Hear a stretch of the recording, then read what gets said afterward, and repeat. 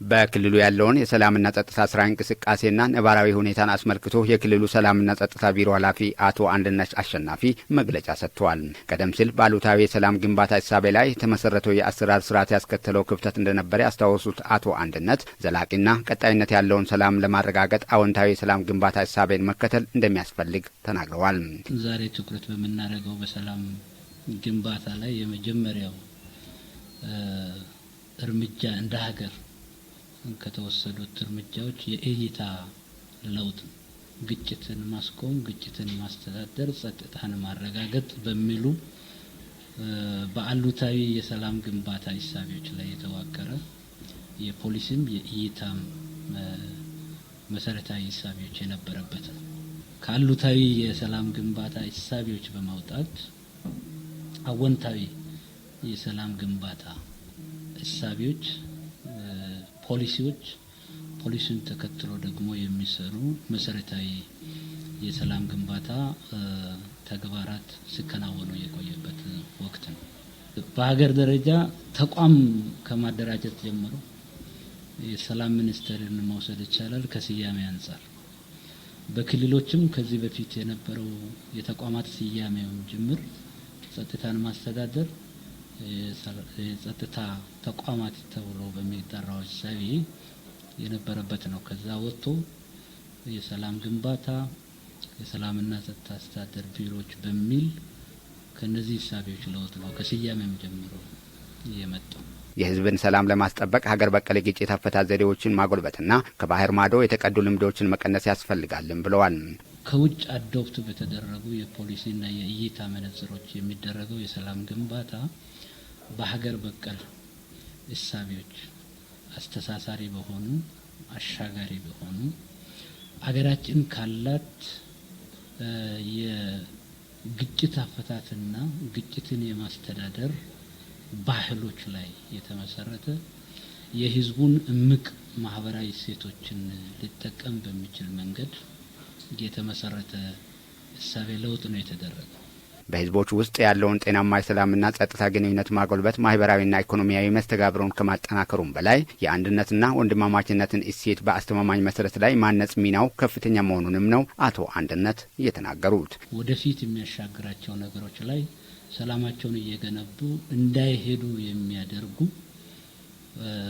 የተሳሳቱ ትርክቶችን ጭምር በሚያርም መንገድ የወንድማማችነትና የተማማችነት አስተሳሰብ ጥርጣሬን በሚያስወግድ መንገድ በህዝቦች ውስጥ ያለ ድልብ ማህበራዊ እሴቶችን በመጠቀም ዘላቂ አዎንታዊ የሆነ የሰላም ግንባታ እንዲገነባ የእሳቤ ለውጥ የተደረገበት ነው። በዚህም ህዝቡ እርስ በርስ ተማምነው ወደፊት ዘላቂ መጻኢ ዕድላቸውን የሚወስኑበት የራሳቸው የሆነ ባህል ላይ ታሪክ ላይ እና አንድነትና ወንድማማችነትን በሚያጠናክሩ በርካታ የአዎንታዊ ሰላም ግንባታ መሰረቶች ላይ አገር በቀል በሆኑ እሳቤዎች ላይ ቆሞ እንዲመሰረት ነው የተደረገው። ግጭትና አለመግባባትን የሚፈጥሩ መንስኤዎችን ቀድሞ በመለየትና አስቀድሞ በመከላከል ዘላቂና አስተማማኝ ሰላምን ለማረጋገጥ ቢሮው ከባለድርሻ አካላት ጋር በቅንጅት እየሰራ መሆኑንም አቶ አንድነት አሸናፊ ገልጸዋል። የደቡብ ምዕራብ ኢትዮጵያ ክልል ከተመሰረተበት ጊዜ ጀምሮ በርካታ ስራዎችን ሰርተናል። እኛ ክልል ሆነን ስንመሰረት በክልሉ አብዛኞቹ አካባቢዎች በተለይም በሶስቱ ዞኖች የነበረው የሰላም ሁኔታ በጣም አስቸጋሪ፣ በርካታ ችግሮች የነበሩበት ነው። በምዕራብ ኦሞ አካባቢ፣ በቤንች ሸኮ ዞን አካባቢ፣ በሸካ ዞን፣ በሌሎችም ዞን መጠኑ ይለያይ እንጂ ችግሮች የነበረበት ነው። መንገዶች ዝግ ነበሩ። ትምህርት ቤቶች አጠቃላይ የመንግስት እንደ መንግስት ፋንክሽን የሚያደርግባቸው ተግባራት በእነዚህ አካባቢዎች የተስተጓጎለባቸው ነበር። የጸጥታ ችግር በሰዎች ማህበራዊ፣ ኢኮኖሚያዊና ፖለቲካዊ እንቅስቃሴ ላይ የሚያሳድረው ተጽዕኖ ከፍተኛ ነው ያሉት የቢሮ ኃላፊው በክልሉ ባለፉት 3 ዓመታት በተሰሩ የተቀናጀ ስራ ለውጦች መመዝገባቸውንም ተናግረዋል። ባለፉት 3 ዓመት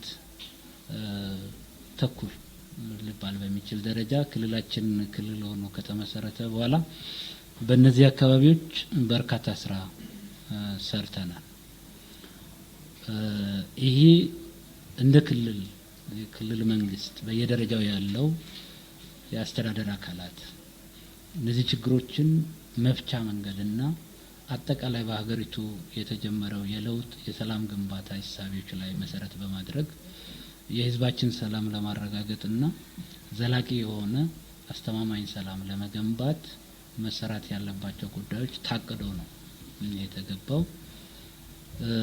በእነዚህ አካባቢዎች የመጀመሪያው ግጭትን የማስቆም ለተገኘው የሰላምና ጸጥታ ውጤት የአካባቢው ማህበረሰብ የአገር ሽማግሌዎችና የሃይማኖት አባቶች በሀገር በቀል ግጭት አፈታት ዘዴ ታግዘው ያሳኩት የይቅርታና የካሳ ስርዓት የሚደነቅ መሆኑን የገለጹት ኃላፊው ይኸው ተሞክሮ ለአዎንታዊ የሰላም ግንባታ አበርክቶ የላቀ መሆኑንም ገልጸዋል።